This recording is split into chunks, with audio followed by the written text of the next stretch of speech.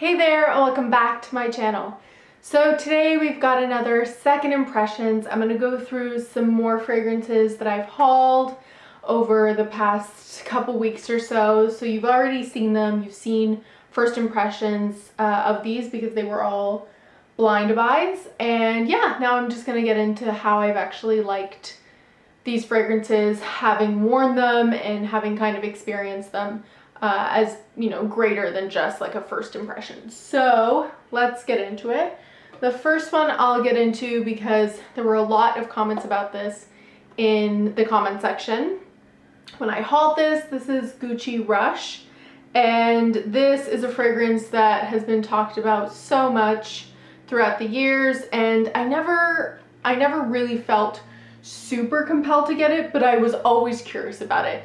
Packaging wise, description wise, it is hard to explain.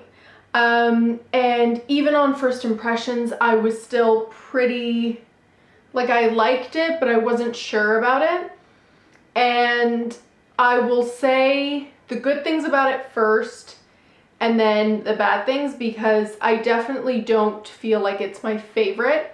I don't regret it because it takes a lot for me to regret something as a purchase. But yeah, so let's get into it. The things I like about it is, if you do like the scent of this fragrance, it is fairly inexpensive to get, even though people love it and it's been discontinued. And the longevity and sillage on this are insane. So it will last a very long time. It definitely projects. I find even now, I mean, I've only really experienced it in hotter weather, but the hotter the day, or if I'm in a room that's not really like heavily air conditioned, I feel like it even projects even more. So it definitely blooms a lot in heat. So that's great. It's really, really great. You tend, at least I tend to really want as much as possible for my fragrances to stick around. What I will say is the scent is interesting, and it's one that I'm going to be very hit or miss with. There are definitely days where I'm going to want to try to wear it, if only just to figure it out. But one of you actually in the comments told me that you were surprised it didn't have pineapple in it, because to you it's a screechy pineapple. And once you said that, I smelled it and you were completely right. While it's not in the notes, it does have this kind of pineapple candy meets pineapple scented eraser note to it. So I think the eraser part is more so like a fake pineapple scent mixed with like rubber or plastic, the way scented erasers would smell when at least when I was young and I would use them. And also like a pineapple candy, again, artificial pineapple scent, but like a sweet. And she described it as screechy. For me, it's more so just like a very sweet pineapple, and then the eraser part just makes it more plasticky. It's okay. It's nice. It's one, I don't regret it because I feel like I really needed to experience this scent for myself, if only to know what it was about, because it's so hard to imagine what it's going to be like unless you smell it. No description, even my description might not help you, but this is what it smells like to me. And yeah, for that reason I don't regret it. But when I go through this, I'm good. Like, I can't imagine ever repurchasing this, but I will wear it, yeah, to figure it out some more. It's interesting. So that's how I feel about that. Then one I love, and I've already talked about in my favorites video, and I loved upon, you know, first impressions, Aristocrat by Ajmal. This, oh my god, you guys, I love it. It's so good. I feel like the bottle design is definitely not for everyone. To me, it's just interesting. Like, I like when brands or houses do something a little more interesting. It's not like incredibly classy, but I don't mind it, and it's magnetic, which is nice. But the juice, it's a very good dupe or kind of clone of Baccarat Rouge 540. It is not an exact dupe or match. However, this is my third dupe or fragrance that has been talked about in the fragrance community as for being kind of a dupe.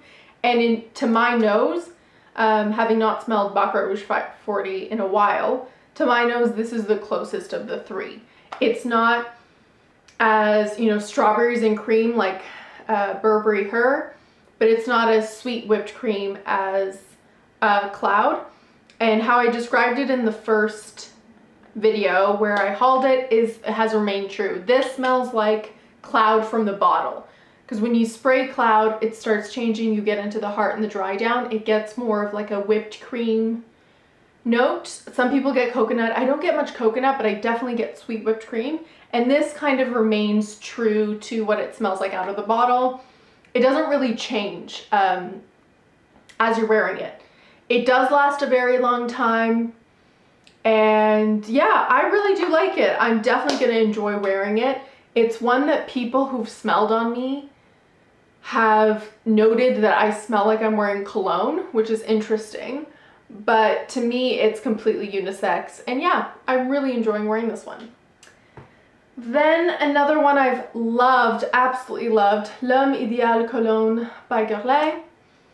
Oh my god, you guys, I love this one. Again, I spoke about it in my favorites. I've loved it. It was kind of an immediate love from the first day. I will say, I don't think you can see right now, but there's definitely a gap. And I've put a dent in this already, which is insane. But it's one of those fragrances that it just smells so fresh and yet almondy that even though it's not wearing off, I have this like weird compulsion where I want to respray it because I just adore this scent. And this is another one that is discontinued from what I know. They're still, you know, it's still being sold online, but eventually this will run out, and it's such a shame because it's really, really nice and I really like it. The hype is real with this one. Totally love.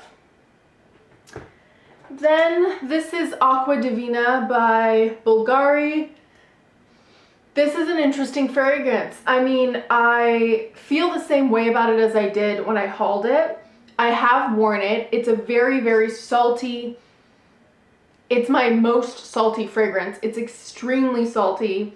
It's got beeswax in there. And yeah, like it's a light salty scent, and yet it definitely sticks around. It definitely lasts. It smells like sea salt spray and being on the beach. And yeah, it's very aquatic in that it smells like the sea and sea salt and seawater, but it's not aquatic in like a Turquatic by MAC kind of way. This is a lot more quote unquote classy of a scent, and it's a really interesting one. It's one that smells like nothing that I have in my collection and nothing that I've smelled so far. So I am enjoying wearing it, and I find it's a nice one for, again, high heat, because it's not really gonna turn, it's definitely not gonna turn like sickly by any means, because it's not sweet at all. It's just, yeah, it kind of just smells like if you'd sprayed kind of a sea salt spray in your hair and were walking by the beach. It kind of just smells like that. So I've enjoyed wearing it. Is it going to become my favorite scent of all time or my top 10? No, definitely not, but I haven't regretted it, and it's nice to add something completely new to my collection. So that's how I feel about Aqua Divina. Then I'll just quickly talk about this one because I've talked about it twice. This is Boss Nuit pour Femme by Hugo Boss. I probably can't smell this now because, as I mentioned in my videos, I guess I can here, but yeah, this is a very, very light scent. When I hauled it, I thought I was anosmic to it because I truly couldn't smell anything, just like a very, very faint white floral. And then I tried it again a couple days later and I could smell it, but if I spray other fragrances, you can't really pick this one up. It is a nice scent though. Like now I've sprayed nothing on this arm so I can smell it. I haven't really sprayed anything much in the air, so I can smell it. It's a nice light white floral, but I'm just gonna wear this to bed, honestly, to use it up. I don't regret it because I enjoy white florals, but it is such a light scent that I could never recommend this to anyone unless you just want something that's like so light. But in that case, just wear a body splash. But yeah, anyways, that's how I feel about that. And yeah, I'll probably just wear it to bed. Then two more. This is Red Jeans by Versace. The cap on this is so difficult to get off. So this one, yeah, it's very 90s. It's kind of dated. It's definitely fruity, and I feel the same way about it as I did when I had that first impressions. I will wear it. I think this is a nice time of year to wear it too. Just like an easy, dumb reach, fruity floral.